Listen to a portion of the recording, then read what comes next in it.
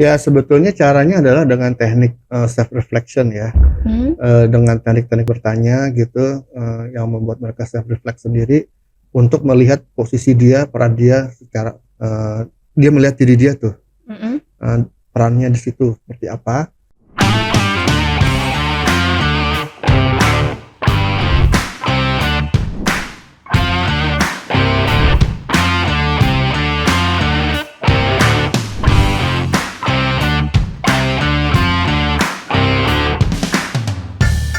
Halo teman-teman, kembali lagi dengan saya Aisyah di YouTube channel Dunia Leadership Coaching. Oke teman-teman, sesi kali ini kita mau membahas nih mengenai sebenarnya kan antar manusia itu pastinya memiliki hubungan dan di dalamnya itu pasti ada saja permasalahan-permasalahan yang terjadi. Nah, kira-kira di dalam permasalahan ini ada nggak sih teori yang menyetuskannya gitu ya teman-teman ya? Oke, sebelum kita lanjut ke pembahasan pada sesi kali ini, kita simak yang berikut ini dulu ya. Sebelum Anda lanjut nonton video ini, silakan Anda subscribe, like, dan share kepada teman-teman Anda sehingga channel ini bisa bertumbuh. Oke teman-teman, sekarang kita sudah bersama Coach Aditya Amijaya. Kita sapa dulu yuk Coachnya. Halo Coach Adit. Halo. Oke Coach, sesi kali ini kita mau bahas nih mengenai sebenarnya kan hubungan antar manusia itu pastinya ada ya Coach ya. Namun sesekali gitu Coach, pasti ada permasalahan di dalamnya. Itu sebenarnya hal-hal tersebut itu ada teorinya nggak sih Coach? Oh oke, teori terkait dengan hubungan antar manusia ya, itu banyak teorinya. Hubungan antar manusia ya, dari pendekatan perilaku atau apapun gitu ya. Yang saya mau sharing sekarang mungkin yang saya pakai ya, yang saya pakai dalam proses coaching yang saya lakukan gitu ya. Oke, iya Itu betul namanya Coach. drama triangle gitu ya. Nah, Drama triangle. ya, Oke. atau segitiga drama.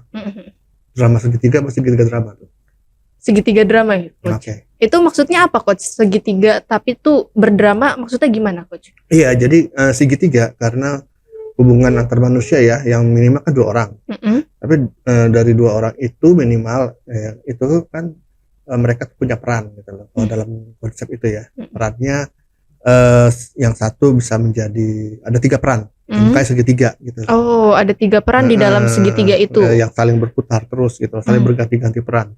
Jadi kayak segitiga gitu ya, jadi saling berkaitan gitu ya. Nah, yang pertama itu adalah peran sebagai rescuer. Yang kedua itu peran sebagai victim, yang ketiga peran sebagai seorang persekutor. Oke, kan kalau kita identifikasi segitiga kan bentuknya gini ya Coach ya. Ini posisi-posisinya itu bisa di mana aja? Bisa di mana aja, bisa saling berganti-ganti, muter gitu. Oh, oke. Yang pertama tadi kan rescuer. Itu apa sih Coach emang maksudnya? Ya, dalam hubungan 2 orang ini, yang satu ini perannya dia sebagai penolong, rescuer. Penolong gitu. dari penolong dari yang kepada yang lain gitu ya. Kepada yang lain gitu. Jadi mereka berperan sebagai rescuer ya, yang sifatnya tuh atau perannya dalam kejadian ini adalah dia sebagai sifatnya tuh menolong gitu, membantu, menolong macam gitu ya. Yang berusaha memperbaiki keadaan. Oke. Itu disebutnya rescuer. Nah, peran yang lain ya, kalau ada penolong pasti ada victim gitu loh. Jadi ada pihak yang memposisikan dia sebagai victim. Ya. Nah, sebagai victim, kemudian akhirnya yang victim ini apa? Ya, dia memposisikan dia sebagai korban gitu ya. Nah, sebagai korban, sebagai apa ya? Yang merasa dizolimi lah, apa ini itu gitu ya. Yang sifatnya tuh kayak anak kecil gitu lah, victim. Kalau rescuer tuh sifatnya orang tua, parent gitu. Kayak menerima. Tapi parent gitu, yang menolong. Parent yang sifatnya tuh mengayomi, parent yang sifatnya berusaha untuk membantu gitu ya. Itu peran. Walaupun sebetulnya kan hubungan antar manusia itu bisa macam-macam nih. Ya kan? Bisa kalau di kantor ya antar sesama kan karyawan, atasan bawahan atasan gitu ya. Atau hubungan suami istri atau orang tua anak gitu ya, kakak beradik gitu ya. Atau dengan sesama teman biasa gitu ya. Tapi pasti menurut teori ini ketika suatu hubungan itu lama-kelamaan tuh akhirnya ada drama di dalamnya. Yang satu dramanya sebagai rescuer, satu drama menjadi victim.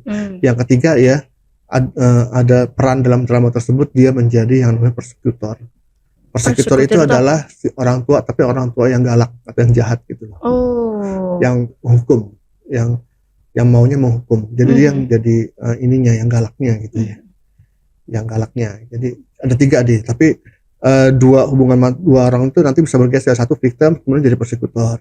Karena lama-lama yang satu victim, yang satu menjadi parent, jadi ini ya, jadi rescuer. Nah, rescuer ini lama-lama merasa ini juga, akhirnya dia jadi persekutor, bisa ganti-ganti persekutor terus jadi helper, jadi putar-putar terus gitu, jadi nggak selesai keributan itu gitu. Kemudian coach, berarti kan itu misalkan konteksnya dalam perusahaan ya coach ya. Pasti karakter-karakter ini suka muncul dalam setiap sifat orang gitu ya coach ya. Terus bagaimana kita bisa menangani permasalahan yang terjadi antara drama triangle ini coach? Kalau dalam coaching gitu ya, kan misalnya mereka menceritakan permasalahannya dengan orang lain itu ya. Misalnya atasan dengan bawahan cerita tentang atasannya gitu kan. Kan biasanya mereka menceritakan kejadian seperti apa gitu ya. Nah dari situ kan saya bisa memetakan, oh dia sebagai victim nih, atau oh dia sebagai rescuer, oh dia sebagai persekutor apa, oh pihak yang lain itu sebagai apa. Jadi pola itu kelihatan gitu, pola drama itu. Dan ini nggak akan selesai kecuali mereka keluar dari peran-peran itu gitu. Nggak mungkin akan bisa selesai kalau salah satunya minimal ya itu nggak mau keluar dari peran tersebut gitu. Dan tentunya yang akhirnya kan yang di coaching ya salah satu itu ya, misalnya atasannya curhat tentang bawahannya, ya dialah yang akhirnya yang saya coaching agar dia menyadari dan kemudian keluar dari posisi perannya yang saat itu gitu.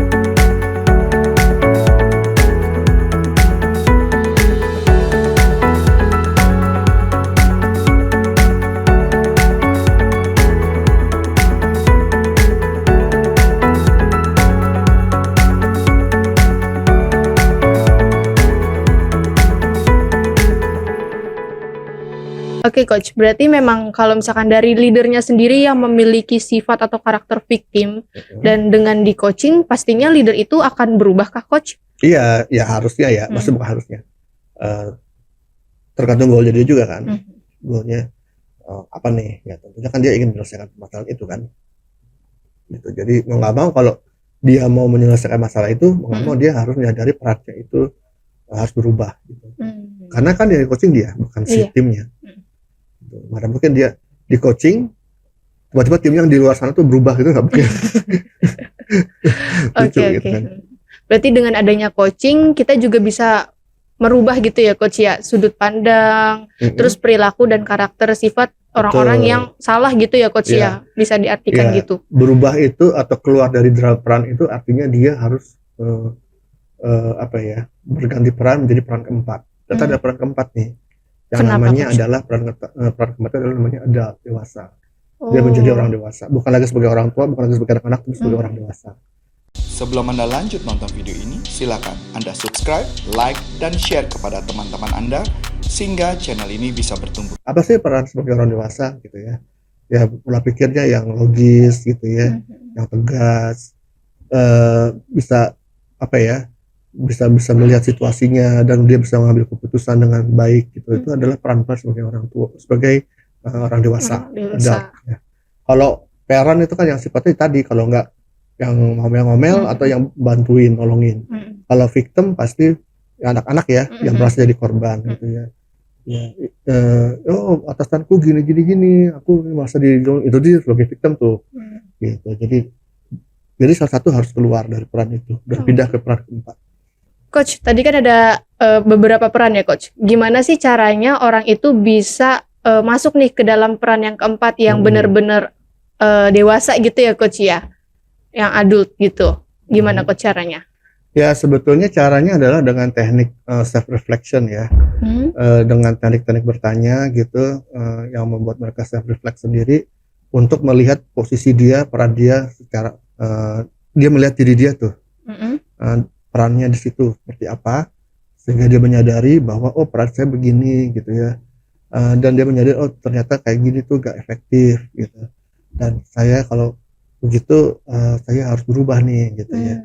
Ya tentunya kan kita nggak ngasih tau kamu jadi adult gitu kan. Dia juga bingung apa maksudnya istilah-istilah itu kan. Ya dia harus menyadari sendiri, berarti saya harus seperti apa gitu ya. Kalau misalnya cara yang saya lakukan selama itu nggak pernah berhasil, atau malah kayak lingkaran setan mutar terus gitu. Jadi ya suatu permasalahan dua manusia atau lebih itu ya, dua manusia lah gitu, suami istri, anak ini, pasti ada pihak yang merasa dikorbankan, ada pihak yang merasa menjadi penghukum atau yang menolong gitu loh. Atau bahkan lama-lama dua-duanya merasa korban gitu ya. Tapi dua-duanya merasa korban, pasti dua-duanya juga akan menjadi persekutuan untuk yang lain gitu loh. Artinya dia meratapi diri sendiri dan dia selalu ngomelin orang lain itu gitu kan. Atau yang menuduh orang lain itu menjadi penyebab gitu loh. Jadi ya sama tuh. Tadi tuh nggak akan selesai kalau dua-duanya, salah satu dari dua ini bisa keluar dari peran itu gitu. Oh iya coach, benar banget coach. Berarti emang ada salah satunya itu harus mengalah ya, bisa juga ya, bisa diartikan gitu nggak sih coach? Bukan mengalah ya, tapi lebih kepada memposisikan diri sebagai orang dewasa gitu. Kan idealnya orang dewasa melihat suatu permasalahan itu berbeda dengan anak kecil atau orang tua gitu. Orang tua yang pengennya didengar, yang pengennya dihormatin, yang pengennya apa gitu ya. Dengan anak kecil yang kepengennya diayomi, yang kepengennya dijaga, yang pengennya dipuji-puji gitu kan. Beda orang dewasa tuh apa kalau menurut Aisyah? Ya orang dewasa itu seperti apa sih? Kalau dia yang bukan yang kepengennya dipuji-puji, yang kepengennya di apa, yang dan juga yang kepengennya nggak dilayanin gitu loh.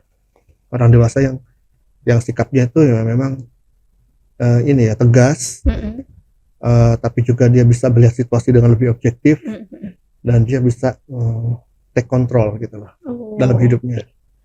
Iya coach, kalau misalkan kita dapat dikatakan dewasa itu kita harus melihat permasalahan itu dari berbagai sudut gitu ya coach ya, nggak langsung menghakimi seseorang. Betul. Gitu. Dan dia bisa melihat situasi dari orang lain, gitu ya. Kalau dia hanya fokus kepada dari mata kepala dia sendiri aja, ya pasti dia merasa paling benar. Iya, gitu. iya. Oke coach, ini teman-teman mungkin ada yang menjadi seorang leader dan pengen belajar mengenai coaching nih coach, gimana caranya? Kalau mau belajar menjadi belajar supaya bisa coaching gitu ya, jadi seorang leader, silakan buka di website kita ya, www.corporaconsulting.com, cari program latihan yang bersertifikasi yang akhirnya di situ pilih coaching ya. Oke teman-teman, sekian dulu ya pembahasan pada sesi kali ini. Semoga ilmu yang diberikan bermanfaat bagi teman-teman semuanya. Jangan lupa teman-teman untuk like, komen, dan subscribe. Kalau ada pertanyaan yang ingin teman-teman tanyakan, boleh banget tulis di kolom komentar supaya YouTube channel ini bisa terus tumbuh dan berkembang. Saya Aisyah Ramawati dan saya Aditya Wijaya. Sampai jumpa di pertemuan selanjutnya. Sampai jumpa.